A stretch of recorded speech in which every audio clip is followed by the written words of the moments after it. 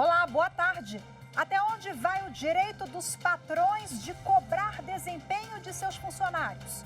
Qual o limite entre o estímulo e a humilhação?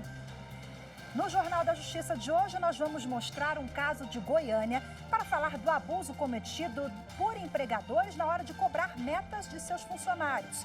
É o chamado assédio moral. E você vai ver também. Segurança carcerária. Conselho Nacional de Justiça regulamenta a entrada de magistrados em presídios. Democracia. Justiça Eleitoral realiza primeiro concurso nacional de redação. E ainda a proteção aos pequenos. No Rio Grande do Sul, um projeto do Tribunal de Justiça fez tanto sucesso que virou lei.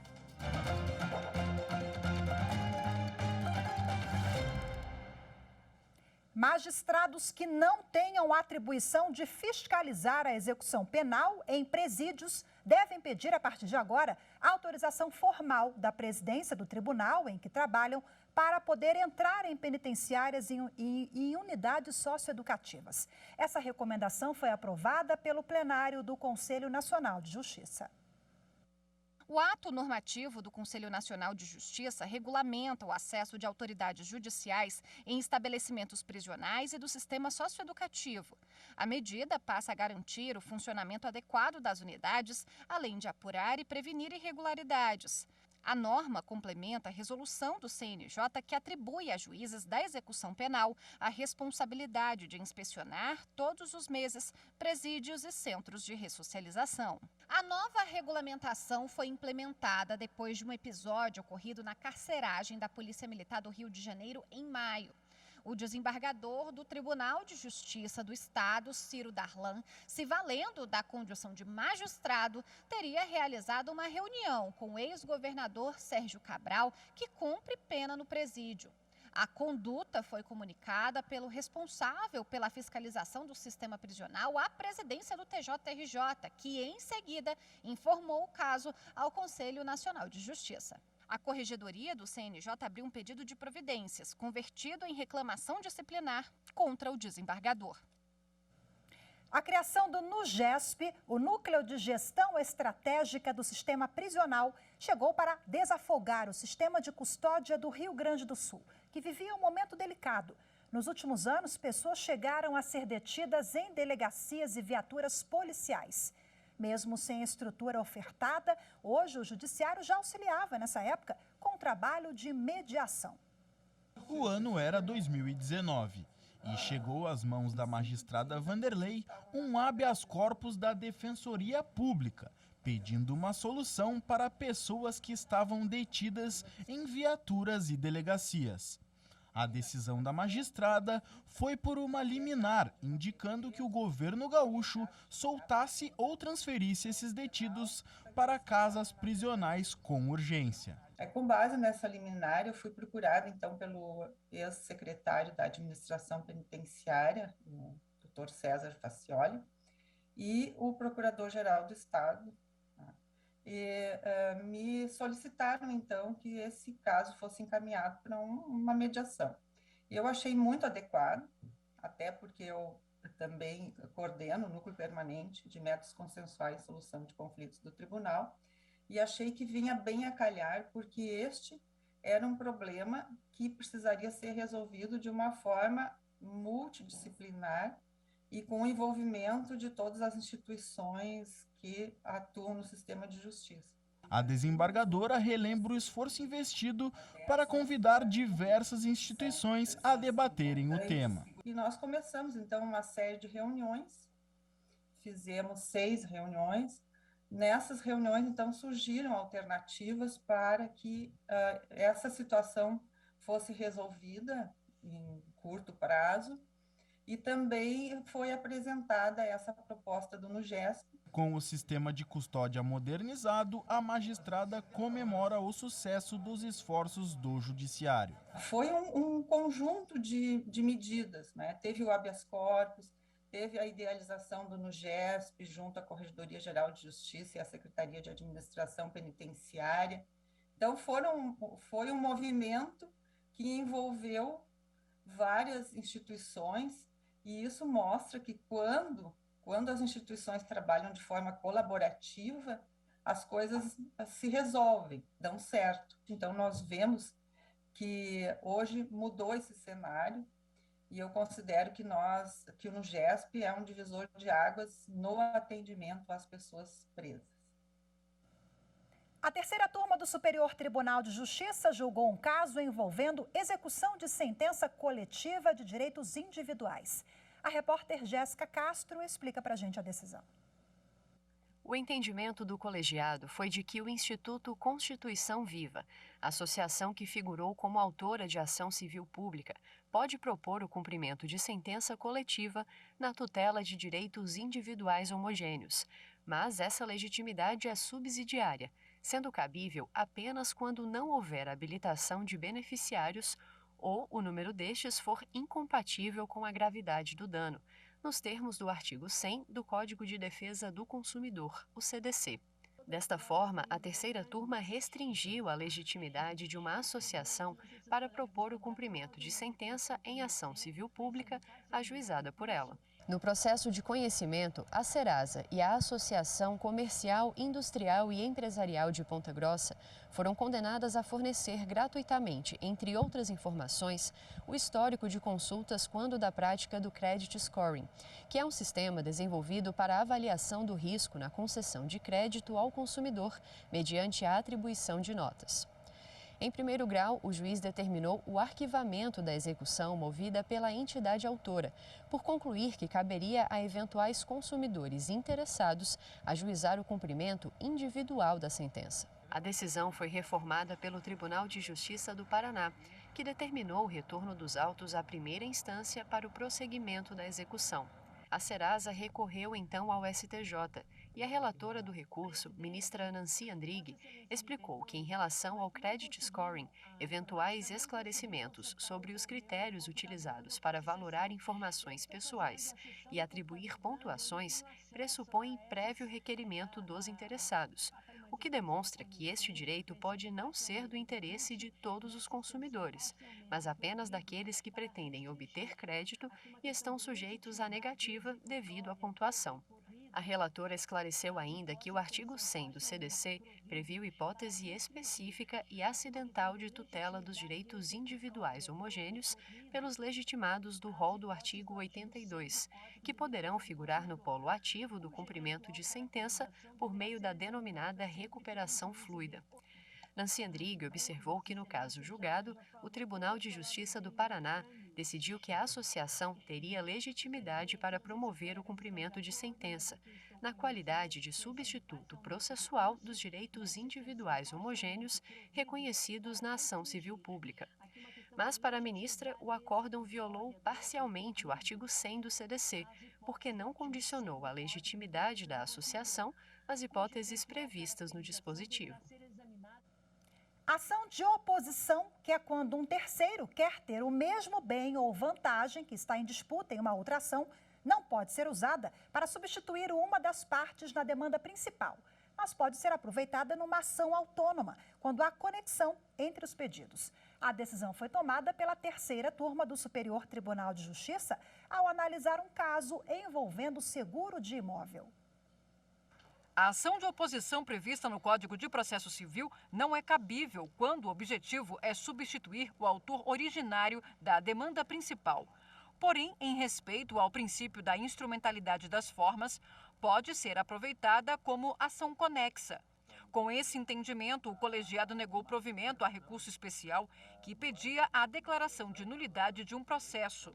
As instâncias ordinárias acolheram a oposição e substituíram a parte no polo ativo de uma ação sobre indenização do seguro habitacional por vícios na construção de imóvel financiado. O imóvel foi objeto de cessão de direitos. O vendedor ajuizou a ação contra a seguradora, reclamando indenização pelos erros construtivos. Já a compradora, por sua vez, entrou com oposição contra ele, a seguradora e o banco financiador, alegando ser a titular do direito de indenização. Ao negar provimento ao recurso especial do vendedor do imóvel, a terceira turma entendeu que a ação de oposição ajuizada pela cessionária não era mesmo cabível, mas poderia ser aproveitada por existir conexão entre esta e a demanda principal. O relator ministro Paulo de Tarso Sanseverino explicou que, segundo o precedente do STJ, é incabível o uso da ação de oposição para substituir as partes da demanda principal. Apesar disso, o princípio da instrumentalidade das formas permite que um juiz considere válido o ato quando, realizado de outro modo, alcance a finalidade a que se propõe. Veja no próximo bloco os limites para o empregador cobrar metas de seus funcionários. É já já.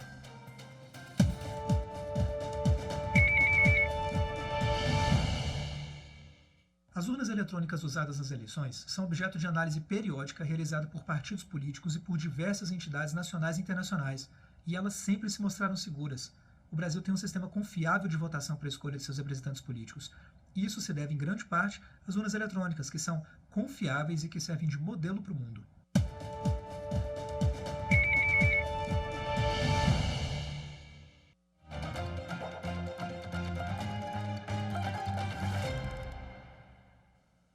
O Tribunal Regional do Trabalho da 18ª Região, com sede em Goiânia, puniu 3 empresas que submetiam os funcionários à situação humilhante por não atingirem as metas. As empresas atuam na área de telemarketing. Um trabalho intenso e com abordagens agressivas. O serviço de telemarketing costuma exigir muito de quem atua nessa área. Mas em Goiânia, 3 empresas passaram dos limites na cobrança e praticaram assédio moral contra os funcionários. Na ação na Justiça Trabalhista, um dos funcionários afirmou que parte da equipe era submetida a situações humilhantes e vexatórias ao não atingir a meta de vendas do dia. Eles eram obrigados a dançar, imitar cachorro e pular polichinelo em frente aos colegas e aos gestores. O ex-funcionário pediu indenização pelo assédio moral e reparação pelos salários pagos de forma fracionada e em atraso. As violações alegadas foram comprovadas e o Tribunal Regional do Trabalho da 18ª Região condenou 3 empresas de telefonia, sendo 2 terceirizadas por danos morais. O tribunal entendeu que houve violação dos direitos da personalidade, atingindo a honra e a condição social do trabalhador. Este especialista em gestão de pessoas explica que a empresa deve estimular o cumprimento de metas de forma saudável, garantindo a dignidade do trabalhador. Para isso, deve traçar políticas eficazes de prevenção contra os vários tipos de violência no ambiente de trabalho. É necessário um programa sério, responsável, com metodologias validadas e muito respeito. É muito importante saber que metas para serem alcançadas dependem de pessoas e pessoas exigem respeito. E para entender um pouco mais as normas que punem esse tipo de abuso, a repórter Carolina Chaves, ela conversou com a advogada trabalhista Vera Barbosa. Vamos acompanhar. Doutora Vera, muito obrigada pela participação aqui na TV Justiça. Eu queria que a senhora comentasse, depois dessa matéria que a gente acabou de assistir, o que diz a legislação quanto à responsabilidade do funcionário e até onde vai o limite de uma empresa ao exigir de seus funcionários o cumprimento de metas. Sim, é até muito comum as empresas exigirem cumprimento de metas de seus empregados. A grande questão é até onde vai esse direito do empregador e aonde ele passa a abusar. Na realidade, o que a gente entende como passível de ser indenizado é quando existe cumprimento de metas abusivas, aquelas que jamais serão conseguidas atingir, pressão dos empregados para cumprimento de metas com possibilidade de ameaças de demissão, de dispensa, aplicação de penalidades. Essa pressão que aí pode realmente ensejar até problemas psicológicos dos empregados. E aí tem uma questão aí que ficou recente aí divulgada pela mídia, foi a questão de um julgamento que reconheceu o dano moral por também colocar aqueles empregados que não cumpriam a meta ao pagamento de prendas. Então, ou seja, também expõe aquele empregado, que tem que ser feito até a empresa, eu entendo que é possível, a empresa dá premiação para aqueles que conseguem atingir a meta, mas nunca realmente denegrir a imagem daqueles que ficaram por último, né? Aí realmente o entendimento é que seja dano moral quando a empresa abusa dessa situação. Quais os direitos do trabalhador foram violados numa situação como essa? A dignidade, né, a moral, talvez pode até pensar a tipo de pressão, se isso ensejou alguma doença ocupacional, algum problema psicológico, um transtorno de ansiedade, outras questões. Agora, doutora, quando isso acontecer, né, o que o funcionário ele deve fazer? Como ele deve juntar provas ou baixa a palavra dele, o depoimento dele e de outros colegas? Ele vai ter que comprovar, né? Primeiro, se foram metas abusivas, comprovar que não é possível atingir as metas estabelecidas pelo empregador, que havia de fato pressão. Muitas vezes as provas nesses casos são prova testemunhal, é algum colega de trabalho que passou pela mesma situação, que viu, que presenciou as atitudes abusivas da empresa, né? E com relação a expor o empregado também, essas prendas provavelmente é muito difícil ter prova documental. Pode até existir, mas em regra, grande parte das provas a serem produzidas são provas testemunhais, ou seja, de um colega de trabalho que vivenciou essa mesma situação. E o funcionário ele pode fazer uso da rescisão indireta nesses casos? Sim, até o que é recomendado realmente quando ele entende que não tem mais condição de continuar na empresa em virtude dessas exigências, desses abusos do empregador, realmente procurar um advogado, socorrer seu judiciário para pedir uma rescisão indireta, né? E aí, realmente, o advogado vai entender ou então orientá-lo da melhor forma se ele continua trabalhando, se ele para de trabalhar, né? Lembrando que, assim, o empregado tem que entender também que, assim, a empresa tem o direito de exigir metas, cumprimento. Existe uma situação até onde a empresa abusou. É isso que, na realidade, torna insuportável a continuação do contratrabalho. Realmente é um abuso que o empregado não consegue mais trabalhar. Então, isso tem que ser realmente bem nítido, tá? Agora, doutora, para a gente finalizar, quando houver esse abuso, né, esse suposto abuso, e for provado na justiça, o trabalhador ele pode ter direito também até uma reparação moral, não é isso? Sim, se a empresa extrapolou todos os limites, porque, por exemplo, no caso aí do julgamento recente, ela expôs, além de tudo, ela expôs o empregado a uma questão vexatória, né? Ou seja, colocar o empregado para pagar prendas por não ter cumprido as metas. Pelo que eu não li a decisão, mas exatamente fala que teria que imitar animais, ou seja, fazer alguma coisa na frente dos demais colegas. Isso realmente é uma situação que expõe o empregado, né, porque ele não cumpriu. E a depender do empregado, isso realmente pode atingir a dignidade dele, a parte interna, vergonha de voltar ao trabalho, de continuar trabalhando, e isso pode causar até um transtorno de ansiedade, alguns problemas aí psicológicos sérios. Ok, doutora, é isso. Mais uma vez, muito obrigada pela participação aqui na TV Justiça. Tá bom, até mais, viu? Tchau, tchau.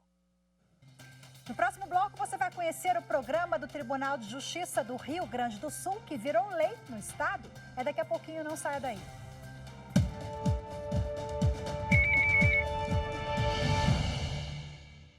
Poucos sistemas eleitorais em todo o mundo reúnem a confiabilidade do nosso, comandado pela Justiça Eleitoral, com extremo rigor e respeito às regras democráticas.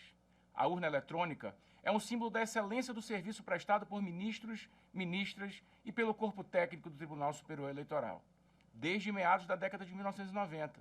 E ela passou por diversas provações. É testada a cada eleição e respondeu com eficiência, sem que haja nenhum registro ou indício de fraude.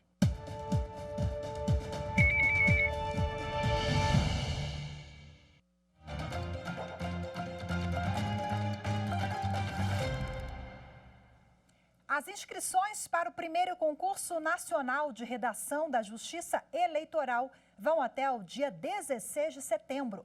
Podem participar adolescentes de 15 a 17 anos e pessoas com 60 anos ou mais. O objetivo é aproximar a sociedade de temas relacionados ao processo eleitoral no Brasil. A temática geral do concurso é voltada aos 90 anos da Justiça Eleitoral, Cidadania em Memória e em Esperança. O tema do concurso para os adolescentes é Meu voto, a democracia e o futuro do Brasil.